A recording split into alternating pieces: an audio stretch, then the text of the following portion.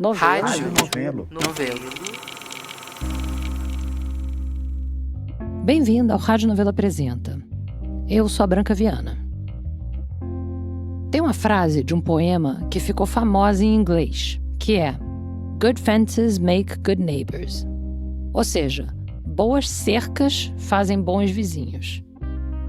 A ideia é meio longe dos olhos, perto do coração. O vizinho que eu não vejo passeando peladão, que eu não escuto tocando música alta, cujo mato não invade o meu quintal, esse que é um bom vizinho. A separação faz a amizade. Infelizmente, no episódio dessa semana, a gente traz duas histórias de vizinhanças que nunca tiveram boas cercas, ou em que as cercas foram totalmente desrespeitadas, com consequências nefastas para a relação entre os vizinhos, claro. No primeiro ato, o Vitor Hugo Brandalize foi correr atrás de um bicho que nunca respeitou cerca nenhuma.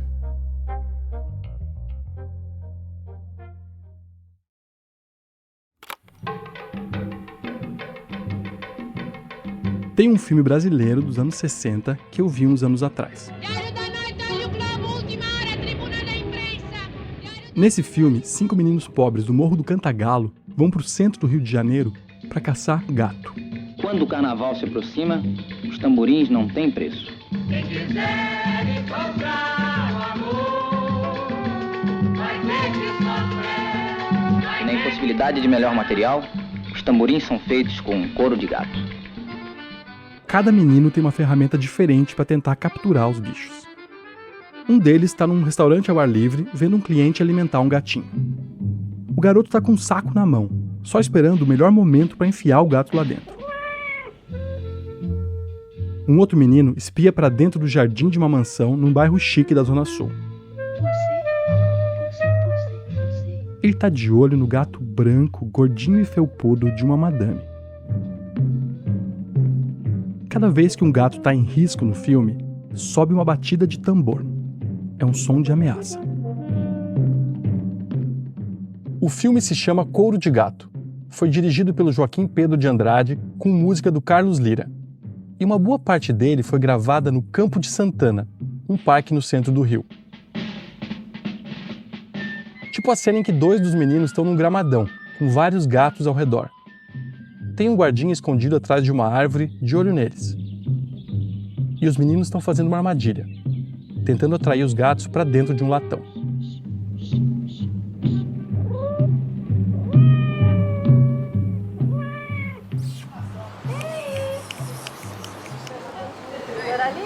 Cadê a Doralice?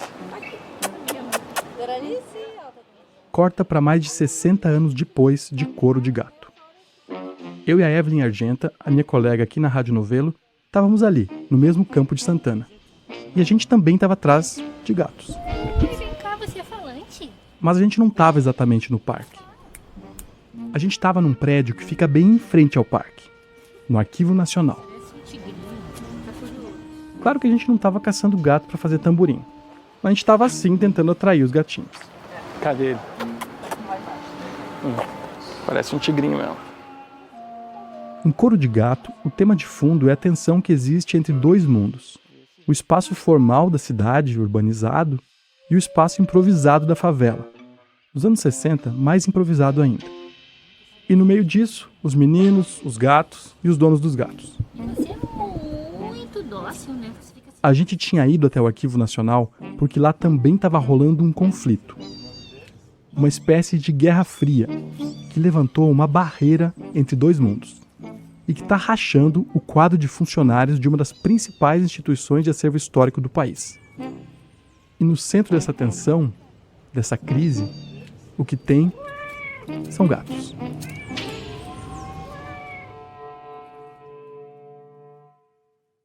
O Arquivo Nacional está dividido entre 2 polos, com visões de mundo opostas, pelo menos em relação aos animais.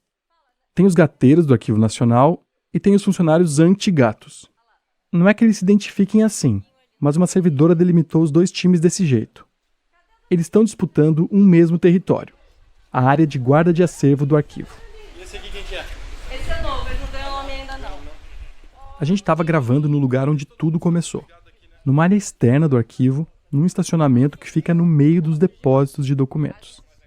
Tem 5 blocos de depósitos no arquivo, que guardam mais de 60 quilômetros lineares de documentos reunidos pelos governos brasileiros desde 1838. Junto com a gente estava a Vivi, que é funcionária do Arquivo Nacional. Ela não tem lado nesse conflito, mas topou apresentar o terreno pra gente. Você fala com qualquer funcionário, todo mundo sabe da coisa dos gatos aqui, né? Sabe, não tem como não saber. Por quê? Você está muito presente? Os gateiros do arquivo cuidam e dão carinho para os cerca de 20 gatos que moram lá. São 10 gatos fixos, que já estão lá no arquivo há anos e que também são chamados de gatos estatutários, para usar o jargão da repartição. E tem mais uns 10 gatos esporádicos, flutuantes, que aparecem e somem ou que acabam sendo adotados.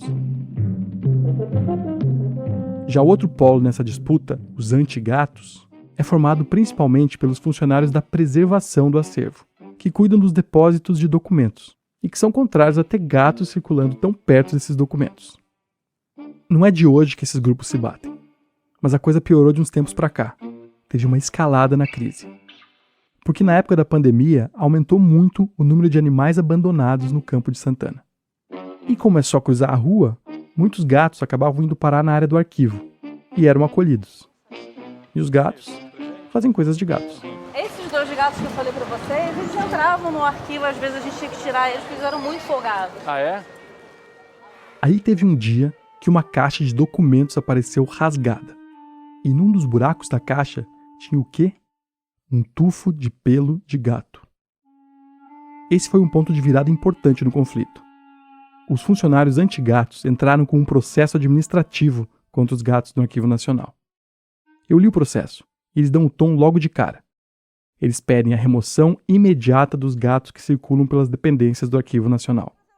Só que nunca é simples construir um caso contra gatinhos. E ele queixudo, agora que eu vi. Olha só o queixinho dele. Você parece uma panterinha. O processo ia correndo, os meses iam passando e a ficha corrida dos gatos ia ficando mais comprida. Carrinho de transporte de documentos com o banco todo arranhado.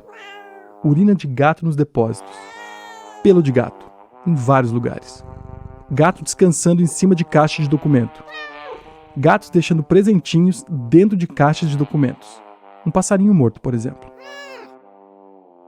Para os funcionários anti-gatos, essas são todas provas de que os animais representam um risco para a integridade do acervo arquivístico, como eles argumentaram na denúncia.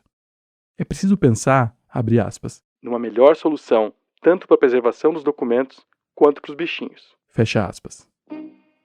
Mas tinha mais 2 itens dessa lista de irregularidades que deixaram os opositores dos gatos ainda mais ouriçados. Tigelas com água e ração distribuídas pelas portarias e corredores do arquivo. E caixas de papelão para descanso dos animais. Tem foto disso tudo no site da Rádio Novelo, tá? Mas com esses 2 últimos itens da lista, os antigatos entenderam que os inimigos deles nessa Guerra Fria não eram os gatinhos. Os inimigos eram os gateiros. Esse processo foi aberto em 2021 e em meados de 2024 ainda estava correndo. Foi nessa altura que eu resolvi ouvir os 2 lados desse conflito. E ainda arrastei a Evelyn comigo para ser mais uma testemunha. Essa é a Cátia Flávia. Cátia Flávia. Cátia Flávia? Junto com a Cátia Flávia, veio uma pessoa que eu tinha que ouvir. Oi, gatinho, seu gatinho. O Betinho é um dos principais porta-vozes da causa dos gatos. Sim, meu nome é Roberto Monteiro, mas se procurar Roberto Monteiro, ninguém vai saber quem é. Aí todo mundo me conhece como Betinho. O Betinho é operador de áudio no Arquivo Nacional e é integrante da COCAT, a Coordenação dos Gatos do Arquivo Nacional, uma repartição que eles inventaram para se definir. O Betinho é gateiro desde o primeiro dia no serviço. Aí quando eu cheguei aqui, eu vi os gatos aqui e tal. Fiquei sensibilizado, porque era muito gato, entendeu? Mas ele não foi o primeiro.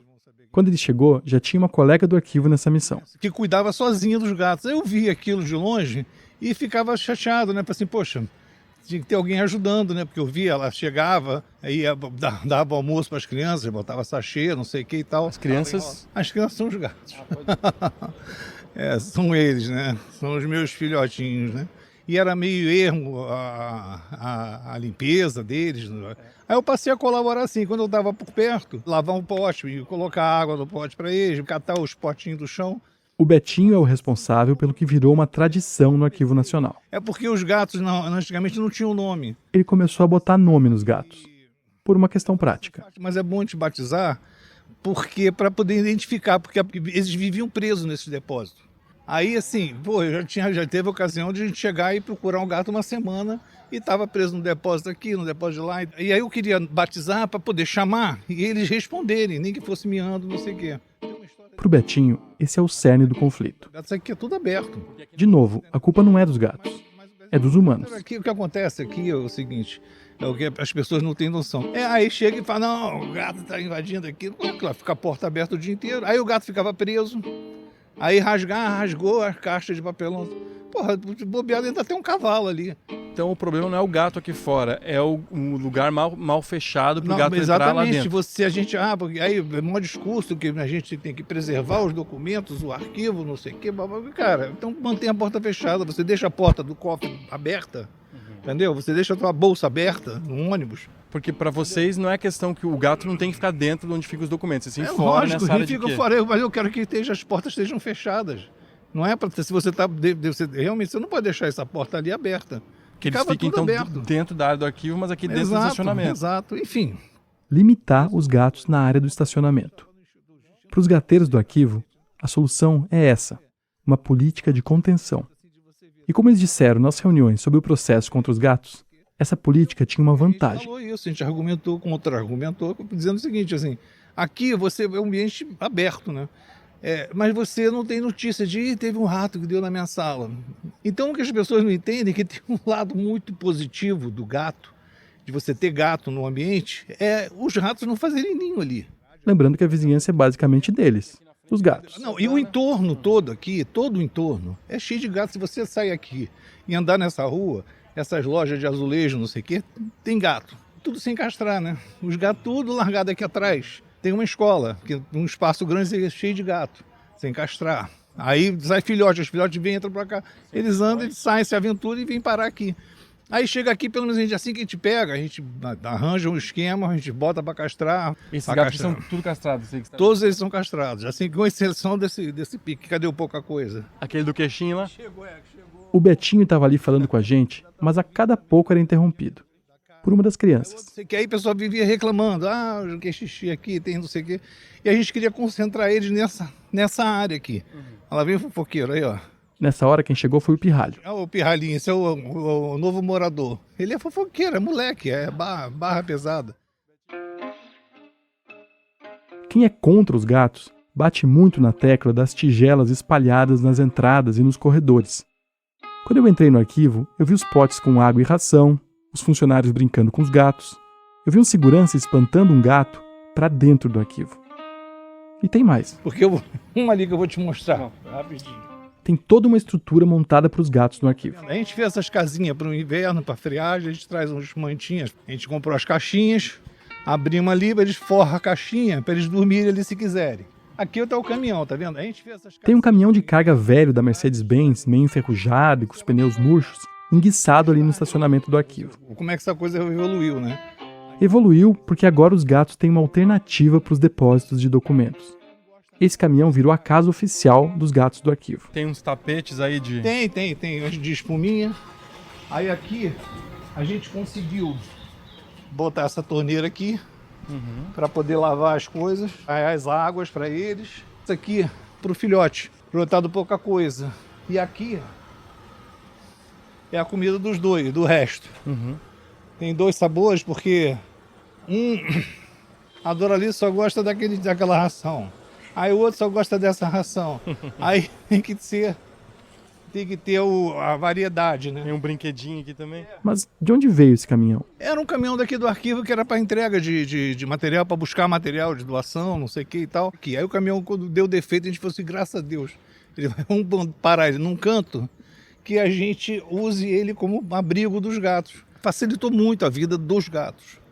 Assim, facilitou a nossa também, é lógico, né? E ninguém nunca reclamou que ele tá aí parado. Não, porque ele deu problema, eles queriam comprar um outro caminhão. Graças a Deus ainda não chegou o caminhão novo. Graças a Deus, espero que esse caminhão fique bastante tempo aí. E que não conserte esse caminhão, que, enfim, para os gatos e para a gente, foi uma maravilha. Entendeu? Para os gateiros, o caminhão tinha potencial de cumprir uma missão maior. Para eles se concentrarem num lugar só, porque eles se espalhavam pelo arquivo inteiro. Era para ser um gesto de paz. A gente não queria eles andando para lá para não chamar a atenção. Porque tem gente que reclama, ninguém é obrigado a gostar de gato, entendeu? A gente gosta porque a gente gosta, cara. Mas a gente, para evitar esse tipo de atrito, né? Com essas pessoas que não gostam de gato, que têm alergia, e não interessa, não gosta, pronto. Mas a gente queria evitar esse contato, então a gente... Mas não funcionou. Primeiro, porque os gatos não entendem o caminhão como a única base deles. Gato fazendo coisa de gato. E os funcionários antigatos também não gostaram de saber que agora tinha um gatódromo oficial da repartição. O atrito só aumentou. A Doralice. Se tu falar que vai levar a Doralice, tem até morte. Porque a Doralice os seguranças gostam? gostam? O quê? Aquela gata é do caramba, ela.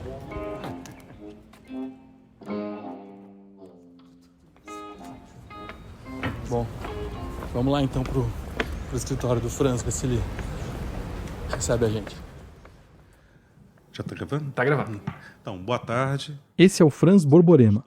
Ele é um dos responsáveis pela gestão de depósitos do arquivo. Eu me chamo Franz, eu trabalho aqui no Arquivo Nacional desde 2006, quando eu passei no concurso. Gestão de depósitos é basicamente como é que é a função? Principalmente a questão para manutenção de infraestrutura, ver se estão todos eles de acordo, para ver se os depósitos estão todos limpos e de acordo com a questão de asseio, que isso é fundamental para a preservação de documentos. E, Francisco, sobre a tua responsabilidade, assim, digamos, no teu cargo, na tua função, então, quantos documentos? Mas são 54 depósitos de documentos. Então, são todos os depósitos do Arquivo Nacional. Os documentos que o Arquivo Nacional guarda sob sua responsabilidade, eles são inestimáveis. Uma perda de qualquer que seja um documento é irreversível, né?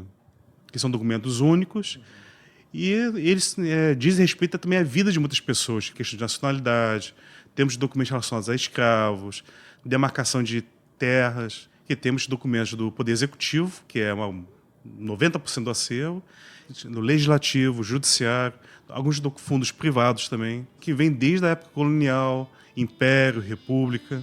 Então tem uma vastidão de fundos aqui. E todo eles de extrema relevância para a população, caso ela precise. Sabendo disso, quando o Franz tromba com um gato nos corredores do arquivo, ele tem um protocolo. E toda vez que eu vejo um gato circulando por uma área que possa dar acesso a documentos, eu enxoto o gato. Bato palma, sai. Assim. Quer dizer, tem os gateiros e tem os antigatos. Você gosta de gatos? Gosto muito. Mas quando chega no Franz, o conflito acontece dentro dele mesmo. Como é que é? Você tem gato em casa? Então, eu já tive 2, agora estou com uma gata só. E gato é aquela coisa envolvente, porque é o gato que escolhe o dono. Tem um jeito próprio, que ele se aproxima. Aí com o tempo você percebe que você está dormindo e o gato está dormindo em cima de você. Você está mexendo no celular, ele vem com a cabecinha. O que ele quer? Que você faça carinho. Você chega em casa, quando chega miando. Ou seja, opa, chegou! Eu gosto muito de gatos. Assim, meu animal preferido. Eu não tenho gato, mas eu concordo com o Franz que é um bicho envolvente. Tanto que nessa reportagem, todas as pessoas que eu entrevistei, em algum momento, miaram. Até eu acabei miando uma hora.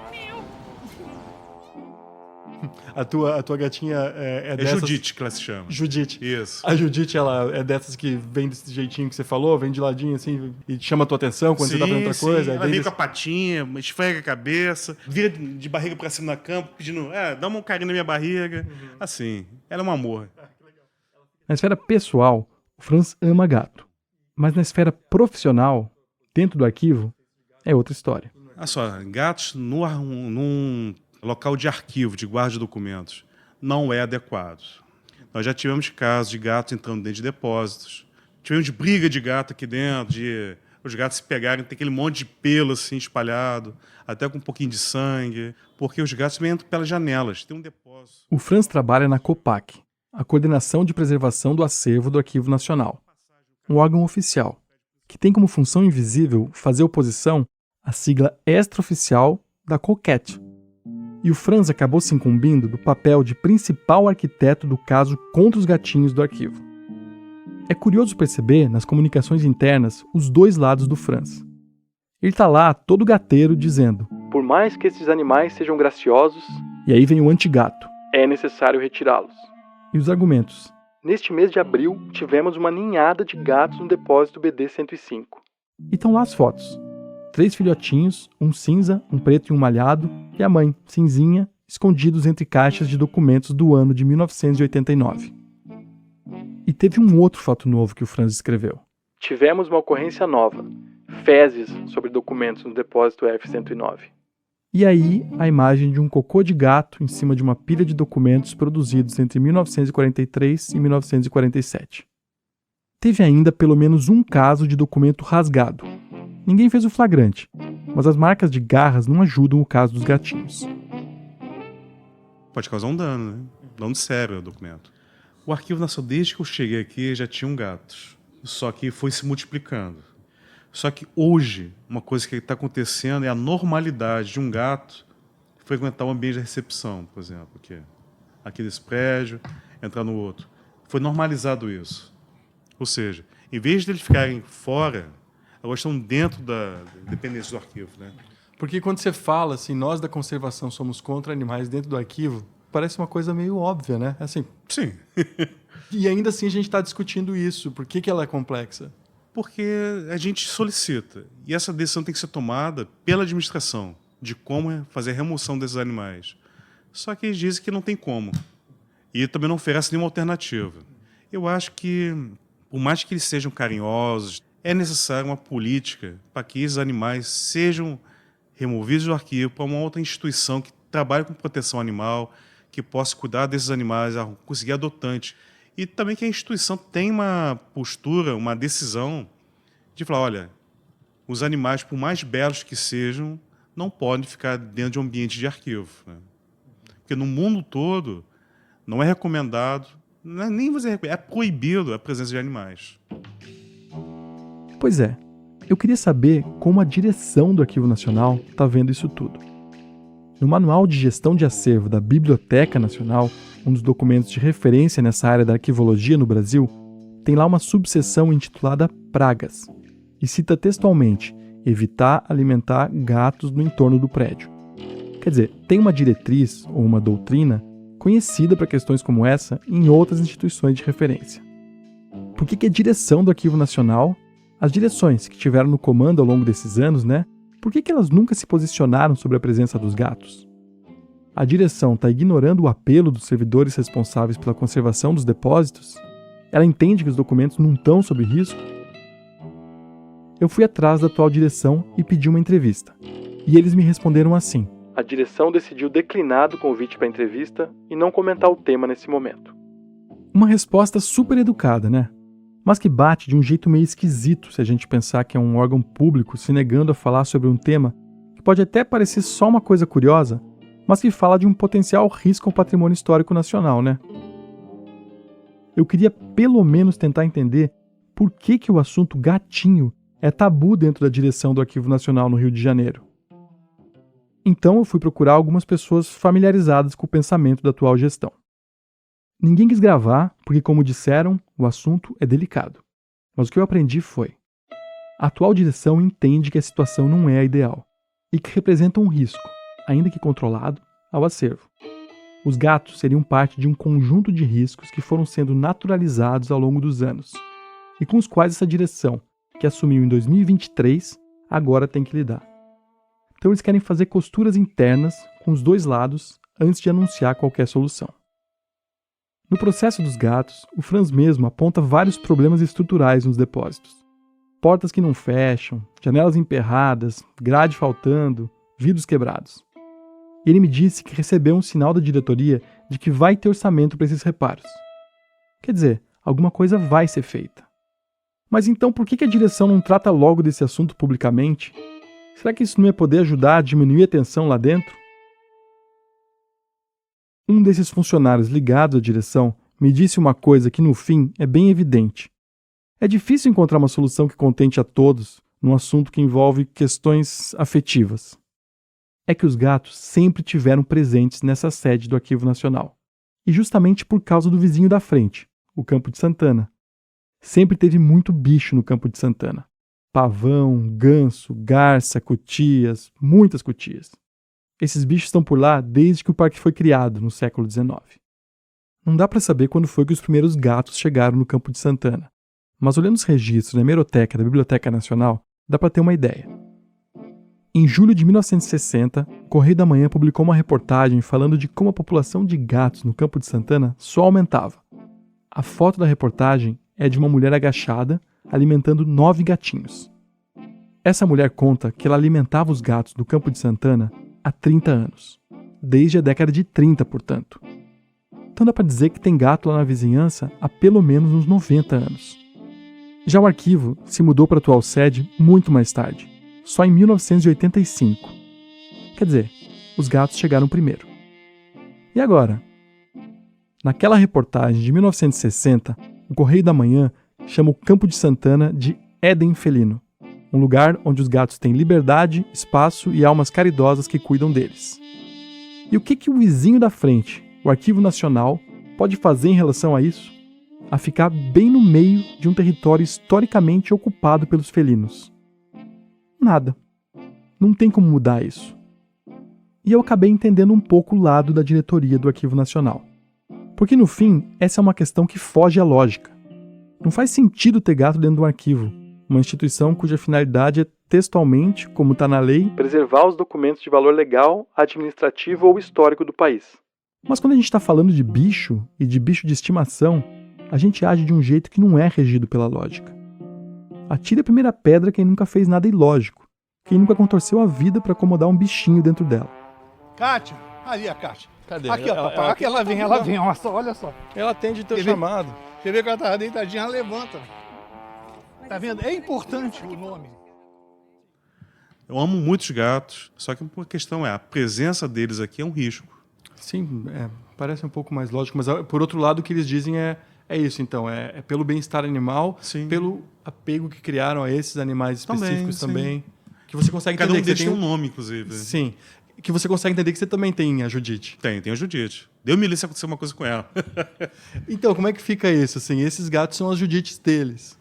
Sim, só que cada gato tem um contexto. Uma coisa é um gato dentro de uma residência. Porque eu fico pensando em questão, não quero assim, forçar uma barra contra gato, nem sabe. Não, Pode você. Não, então, exatamente. Daqui a pouco cai Depois o pessoal voa em cima de você, quero ver você se virar com eles. Eu não queria ninguém voando pra cima de mim.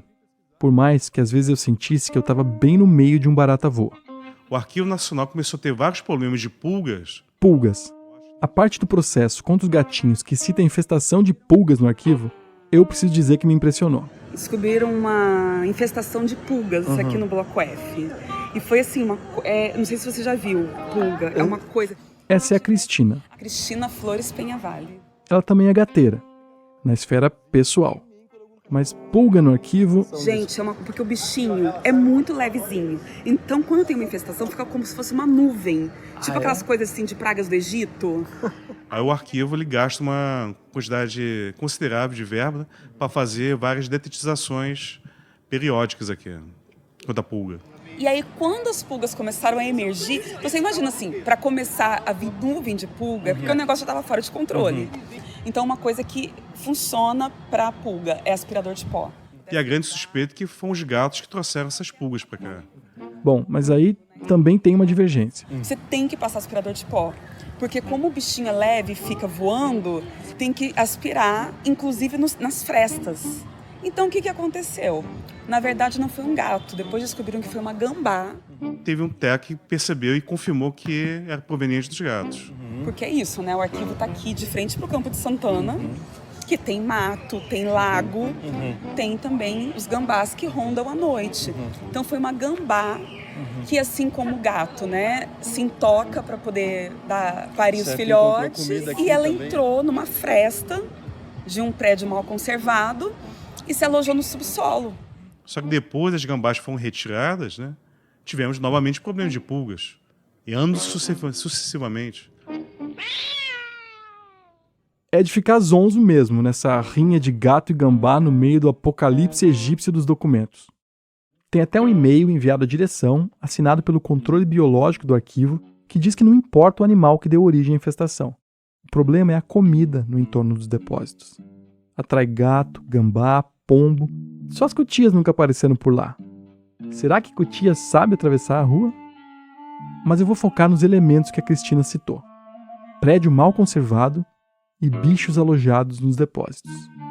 Os pontos-chave do conflito entre gateiros e antigatos. Eu acho que sempre fica naquela. A pessoa fala, mas aí vê que a briga vai ser grande. Porque eles fazem o quê? Por que a briga vai ser grande? Porque além do Betinho, tem todos os gateiros do Arquivo Nacional, né? Que fazem o quê? Que se manifestam? Não vai tirar daqui pra colocar onde e tal. E é isso. E sem algum órgão de mediação, será que dá para sair desse balaio com alguma solução? Na pesquisa para essa história, gateiros e antigatos convergiram em um ponto, que podia até virar um pacto para ajudar a descongelar as relações. Os dois polos falaram na necessidade de reforçar campanhas de adoção.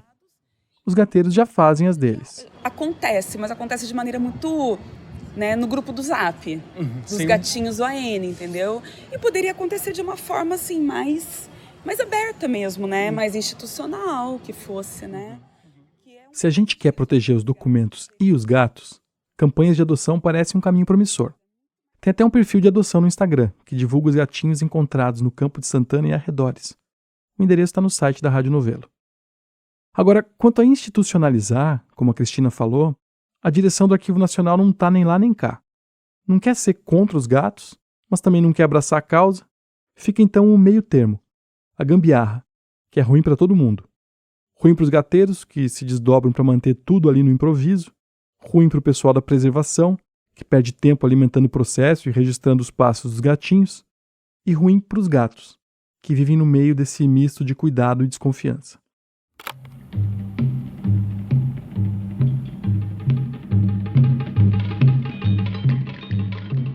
No clímax de Coro de Gato, cada menino está correndo pela cidade carregando um gato no colo. E com alguém correndo atrás. A madame, o guardinha, o garçom.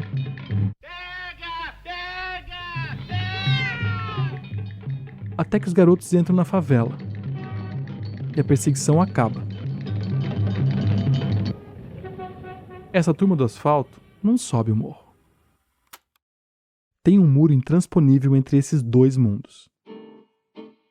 Mas no Arquivo Nacional tem um gatinho que já pulou esse muro. Talvez esse gato possa trazer uma solução. O Salomão. Uma solução salomônica. Tem um capítulo à parte, o Salomão é uma figura. O Salomão, pelo que me falaram, era tipo um gato oficial do Arquivo Nacional.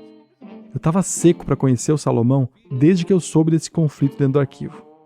Só se falava do Salomão, que o Salomão é lindo, é inteligente, que o Salomão conhece todo mundo. Eu fiquei curioso, até perguntei, mas por que ele se chama Salomão? Porque ele é rei, uma gateira me disse. É o gato que vai vir gente na próxima encarnação? Sim. E ele entrava na sala, participava de live. Era o mais popular aqui no arquivo. É que o Salomão gostava de gente, né? Então ele cruzava isso aqui com aquele rabo embandeirado, né? E saía desfilando, né? E fazendo assim, aquele rabo sacudindo assim, né? E ele rodava e falava com todo mundo. Ele descobriu que era a minha sala e fudeu. Salomão, é sério isso? Vai ficar aí em cima? Hein? Esse é um vídeo que o Betinho gravou e compartilhou comigo, dele tentando negociar para o Salomão sair de cima da mesa dele. Então, todo dia ele chorava na porta da sala, quando eu não cheguei ainda, ele chorava lá. Aí o pessoal, Betinho, o cara tá aqui na tua porta chorando, você não chegou ainda, não sei o quê. Quando eu fui lá no arquivo, o Salomão já não estava mais lá, atrás do Betinho. Aí uma colega aqui anotou ele e o Pepe. O Salomão e um outro gato estatutário foram adotados por uma arquivista. Quer dizer, se o Arquivo Nacional não pode adotar os gatos, os arquivistas podem. Muitos já adotaram. A Cristina, o Betinho, eles já adotaram vários gatos. Eles aproveitam um amor que já existe e tiram os gatos do Arquivo Nacional, mas sem que o arquivo saia totalmente da vida dos gatos. Teve até despedida quando o Salomão foi embora. Teve bolo, teve gente chorando. Foi uma comoção.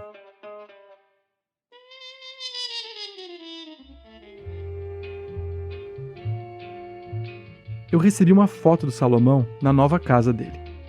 Ele está todo aconchegado em cima da mesa da arquivista que adotou ele.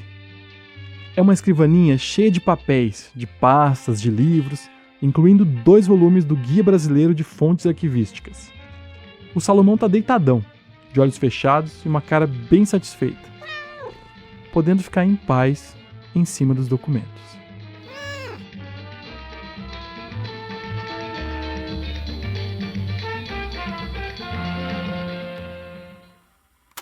Essa história foi produzida pelo Vitor Hugo Brandalize.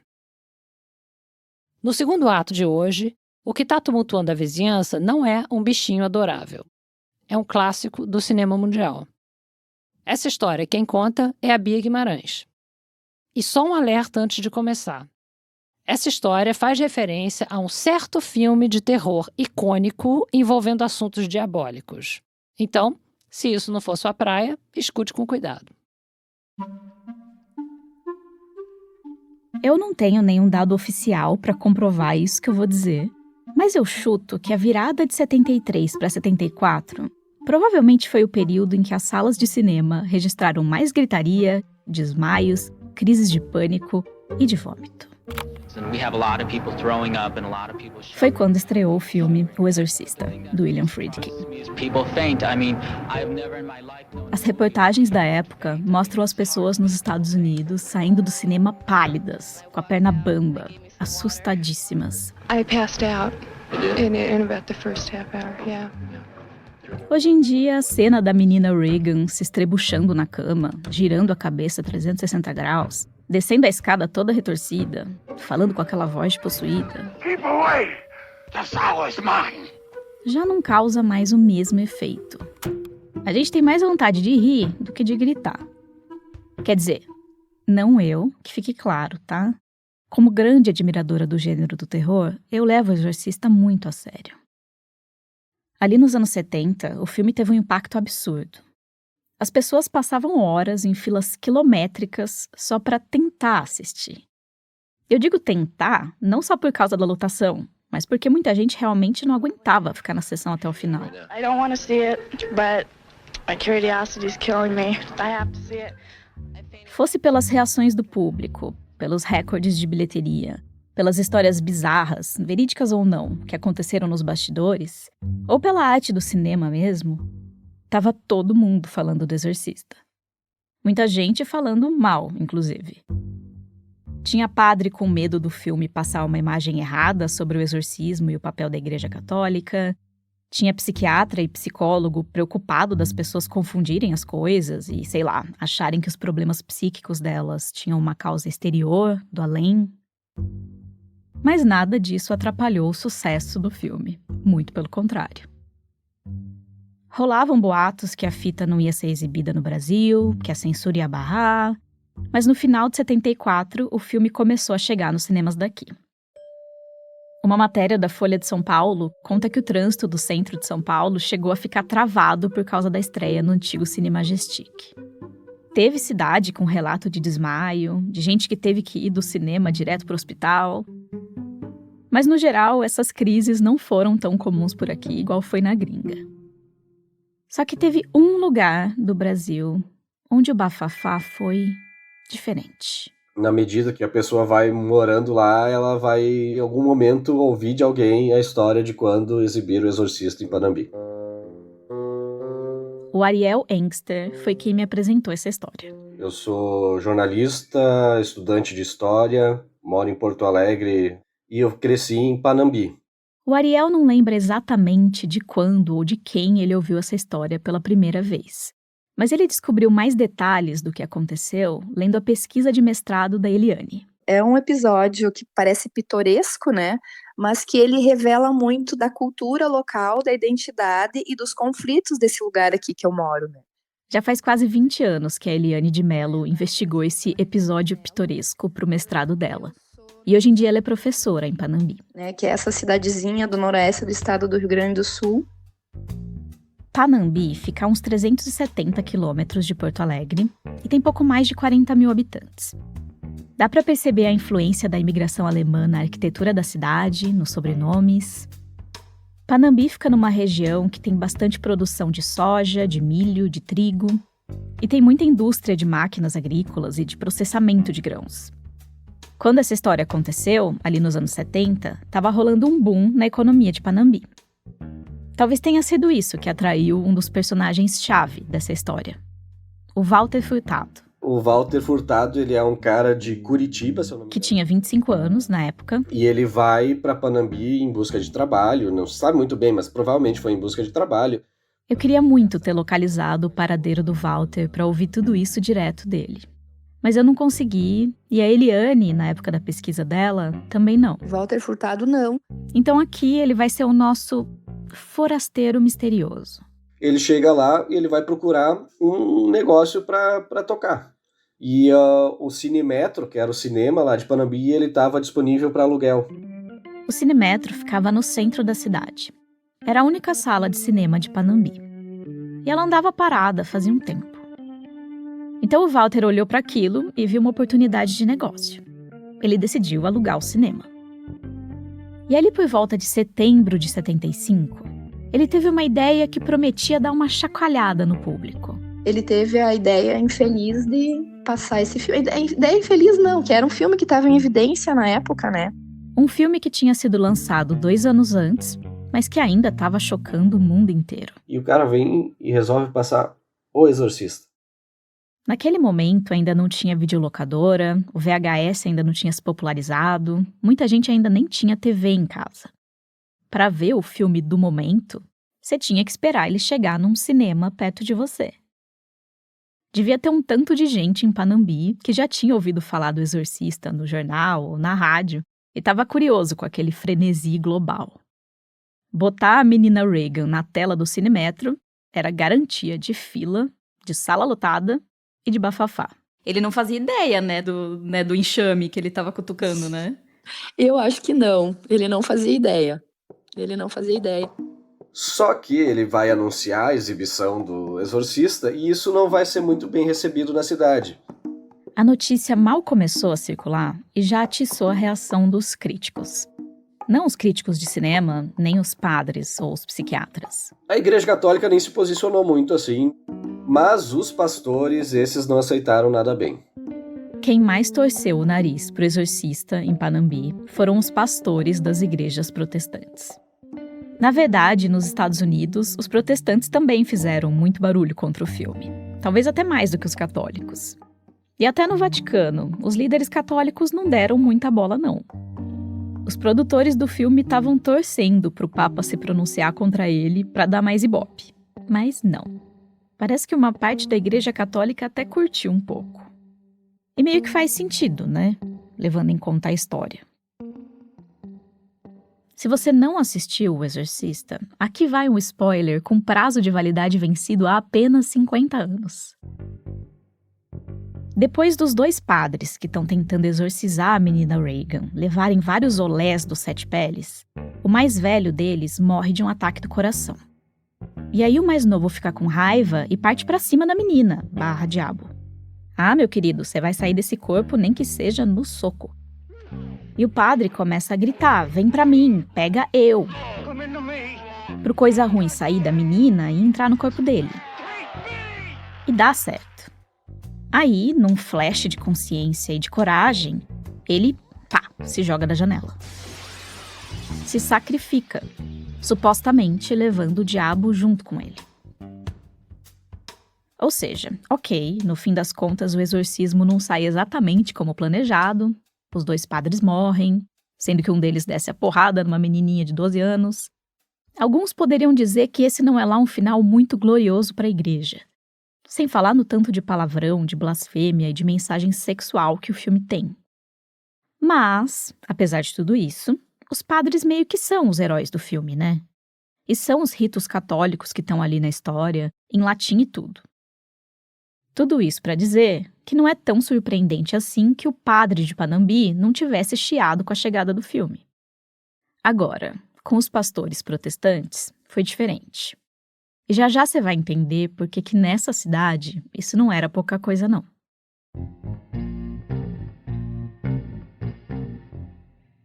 O movimento anti-exorcista de Panambi contava com representantes da Igreja Luterana, da Igreja Batista, da Metodista e da Congregacional.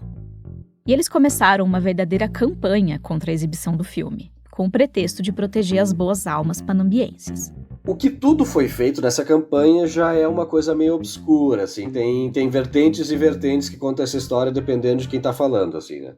Então, dizem que foi feita uma sabotagem para acabar com a luz da cidade no momento em que se exibiu o filme, que é uma história que eu nunca consegui verificar e nunca teve muitas confirmações se de fato aconteceu. Que eles tentaram pagar pro Walter Furtado não mostrar o filme, né, não apresentar o filme.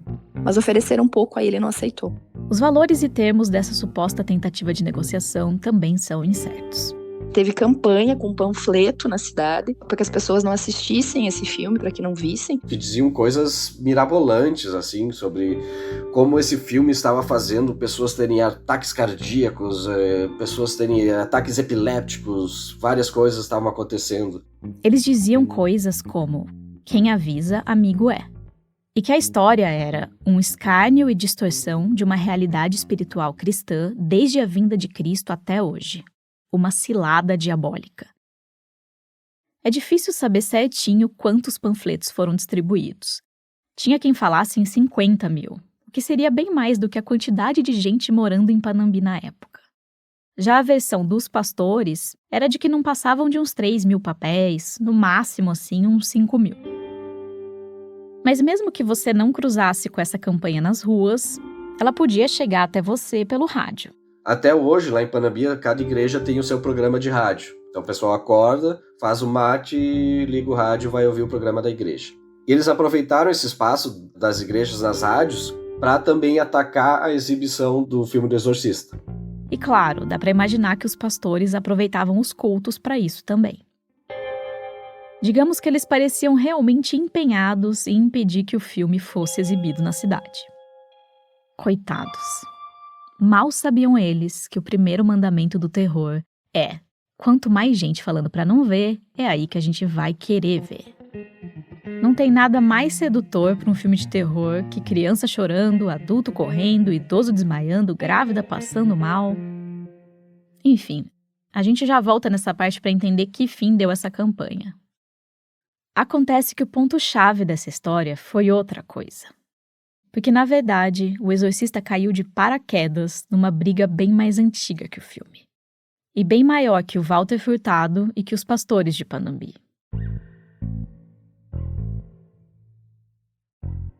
Panambi nem sempre se chamou Panambi. A origem da cidade está numa colônia de imigrantes alemães chamada Neu-Württemberg. Espero ter falado certo. A colônia Neu-Württemberg. Eu pedi para Rosane Neumann, que é historiadora, me levar para o passado de Panambi, porque a origem da cidade não faz parte só do trabalho dela, mas da vida dela também. Nasci, morei a vida inteira em Panambi. E a minha família ela é toda descendente de imigrantes internos. Então A Rosane estava fazendo a pesquisa de doutorado dela quando a Eliane estava no mestrado. As duas fuçaram documentos juntas, entrevistaram gente da cidade, mas o interesse da Rosane estava mais na formação daquela comunidade.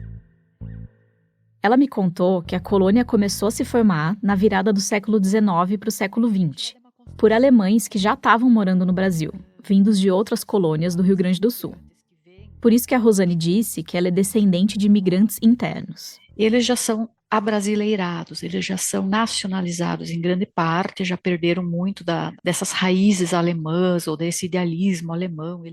Mas apesar do fato de que eles já estavam no Brasil há um tempinho, existia nessa comunidade um projeto muito forte de resgate das origens germânicas. Panambi se constrói como uma colônia que tem a ideia de ser a mais alemã do Rio Grande do Sul. Que tem a língua, a vida social, o trabalho, as atividades de lazer, a comida, a arquitetura, tudo girava em torno da cultura e dos valores alemães. Quer dizer, vai se criar toda uma estrutura para tornar esses alemães, lembrá-los novamente. Nós somos alemães, nós temos uma cultura alemã. Karl não é Carlos.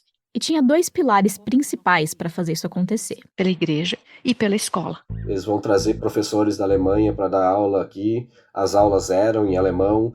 A igreja era a igreja alemã, com cultos ministrados em alemão por pastores que vieram da Alemanha.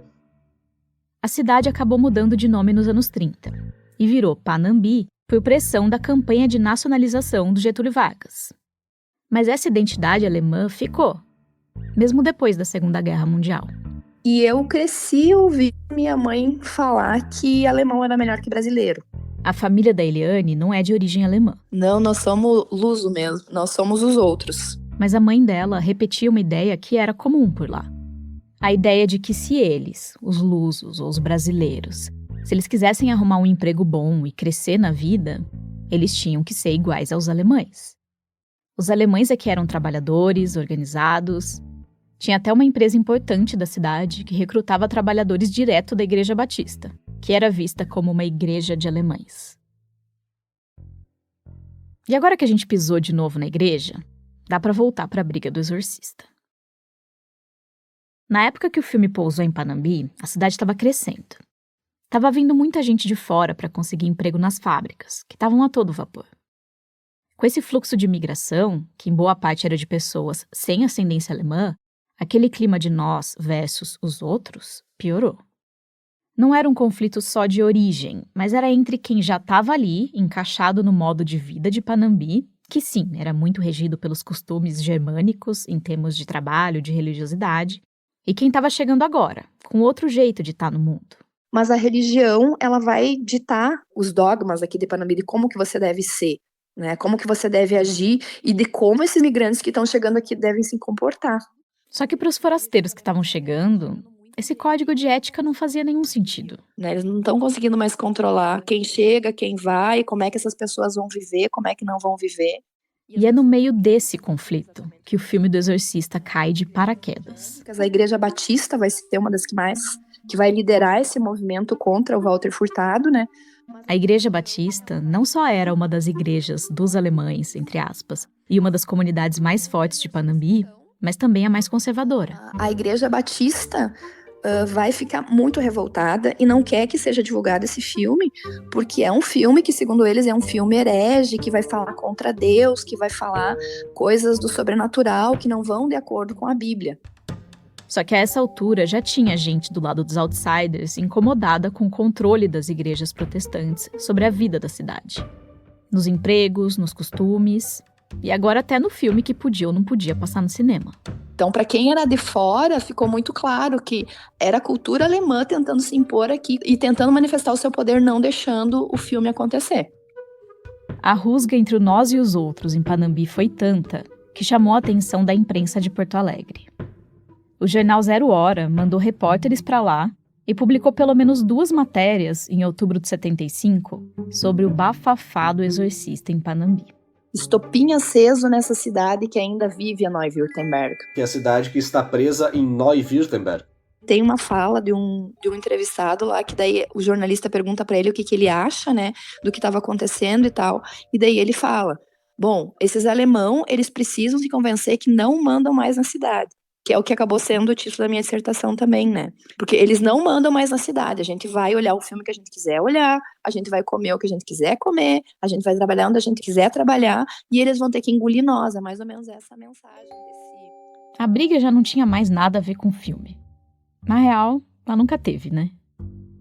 Era um conflito de uma cidade lidando com o medo da perda do controle. Com o pânico que vem quando o familiar se torna estranho. Você quer expulsar aquilo que não te pertence. Só que quem determina, afinal, o que e quem pertence a um lugar? Só que daí, quando começaram a fazer a campanha de que era proibido, que era um filme do mal, os outros, os que eram de fora, não, peraí, eu preciso ver esse filme. Ter feito toda essa comoção, toda essa campanha, tudo para evitar que as pessoas vão pro cinema, e o resultado final é sessões lotadas no Cinemetro para assistir O Exorcista. Inclusive dizem que o padre da Igreja Católica esteve numa das sessões, né? Então... A chegada do Exorcista foi um sucesso. É difícil a gente saber até que ponto o filme teria atraído toda essa gente de qualquer jeito, ou se a campanha dos pastores acabou sem querer atiçando ainda mais a curiosidade das pessoas para ver o filme. Mas é engraçado pensar que pelo menos uma parte delas pode ter ido no cinema só de birra. Quem estava insatisfeito com a igreja, quem estava brabo com os alemão que mandam na cidade, foi assistir o seu filme lá, foi assistir O Exorcista. O pai da Eliane, que nem estava tão comprometido com o viés ideológico do bafafá, digamos assim, e que nem gostava tanto de cinema... Ele gostava mais de futebol. Mas ele lembra, ele me disse, não, eles não queriam, mas a gente foi lá e olhou. Ele não estava exatamente na turma que foi de birra, mas ele foi de curioso. Olhando assim, parece que o cinema, a Igreja Católica, os luso-brasileiros e os forasteiros ganharam essa luta, né? Mas conversando com a Rosane, eu entendi que essa vitória não foi tão cravada assim. A família dela, por exemplo, não ficou nem sabendo dessa briga na época. Quer dizer, o colono da colônia que mora lá na zona rural, ele não vai ao cinema. Como bom município de interior, Panambi tem uma parte considerável da população morando na zona rural, que na época era ainda maior. E claro, também tinha uma parte da população urbana que não tinha acesso ao cinema ou hábito de ir no cinema. Para boa parte das pessoas, essa briga estava passando totalmente ao largo. Eu fui atrás dessa história atiçada pela ideia de um filme de terror rachando uma cidade no meio. Mas no fim, a gente não tá falando da cidade inteira, né? A gente tá falando de uma pequena elite. Urbanizada e ali muito religiosa, é um pequeno grupo religioso. Talvez esse racha não tenha sido tão grande quanto eu quis acreditar. Mas essa pequena história, esse microcosmo da zona urbana de Panambi, me lembrou o quanto o cinema de terror é, por definição, rebelde. É um tipo de filme pensado para desafiar o público. E aí, vai assistir? Vai aguentar até o final? E quem dita essas respostas, mais que a igreja ou outras instâncias de poder, é o nosso próprio medo. Aliás, até hoje a Eliane não viu O Exorcista. Eu tenho medo. Eu não gosto de filme de terror. Ela teve coragem de cutucar a ferida de Panambi e de escrever uma dissertação sobre isso. Mas encarar mais de 2 horas de uma menina estrebuchando, com gritos demoníacos, vomitando verde e com a cabeça girando 360 graus, aí já é demais, né? Eu acho que eu ia fazer campanha pra não olhar também.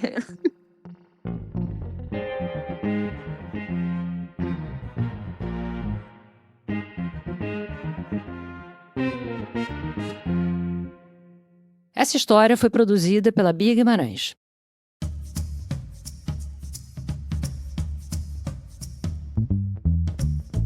Obrigada por ouvir mais esse episódio do Rádio Novelo Apresenta.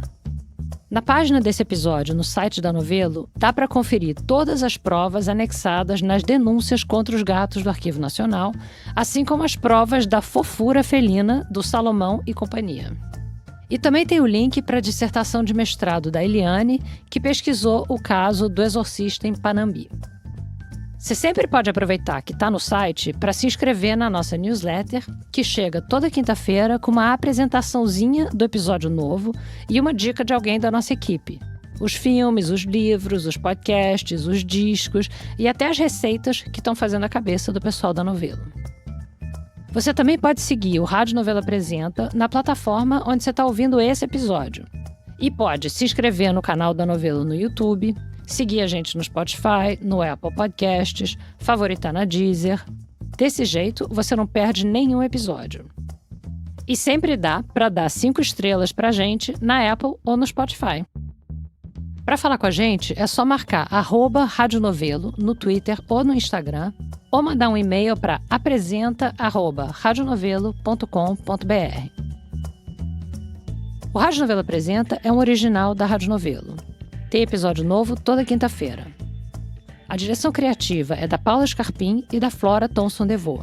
A produção executiva é da Marcela Casaca e a gerência de produto é da Juliana Jäger. O Rádio Novelo Apresenta é feito pela Natália Silva, o Vitor Hugo Brandalize, a Evelyn Argenta, a Bia Guimarães, a Sara Zoubel, a Carol Pires, a Bárbara Rubira, a Júlia Matos, a Ashley Calvo e a Carol Moraes. A checagem desse episódio foi feita pela Caroline Fará e pela Ana Rita Cunha. Nesse episódio, a gente usou música original de Arthur Kunz e também da Blue Dot. O desenvolvimento de produto e audiência é feito pela Bia Ribeiro. O design das nossas peças é do Gustavo Nascimento. A nossa analista administrativa e financeira é a Tainá Nogueira. E a nossa estagiária é a Isabel de Santana. Obrigada e até a semana que vem.